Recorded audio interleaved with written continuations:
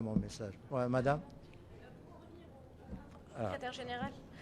Pour en revenir au rapport du secrétaire général, le texte indique que les populations dans les cantines d'Ouf souffrent de malnutrition chronique et puis lance un appel aux dons. Est-ce que vous avez un commentaire à faire à ce sujet? Ben, ce paragraphe nous a interpellés, effectivement. Et nous avons fait nos propres recherches. Qu'est-ce que nous avons trouvé? Que, effectivement, il se peut qu'il y ait malnutrition, mais le paragraphe constate les symptômes, mais il ne va pas à la cause, l'origine du mal. L'origine du mal, c'est quoi? Il y a malnutrition parce que tout d'abord, il y a détournement de l'assistance humanitaire. Il y a malnutrition parce que tout d'abord, l'Algérie préfère armer le Polisario et demande à la communauté internationale de nourrir les populations, ce qui est moralement inadmissible. Bien plus, ce que dépense l'Algérie pour équiper le Polisario peut nourrir ces populations pendant des années. Je vais vous montrer quelque chose. Et vous allez être surprise. Ça, c'est un tank d'origine russe, le T-72. Combien il coûte?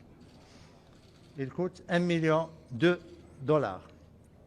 L'équivalent de son prix, avec 1,2 million de dollars, ben, l'Algérie peut nourrir 7018 personnes pendant un an. Avec le prix de cette tank, l'Algérie peut fournir des services de santé à 19 355 personnes et garantir l'éducation à 6 186 enfants par an. L'Algérie préfère acheter les armes et demande aux contribuables de l'Occident de payer la nourriture et l'assistance humanitaire pour les camps. Je vous donne un autre exemple, madame. Ça, c'est un pick-up avec un bitube qui peut être anti-aérien. C'est le ZPU-2, monté sur pick-up. Il coûte environ 60 000 dollars. Que représentent ces 60 000 dollars? L'équivalent de son prix peut nourrir 351 personnes pendant un an.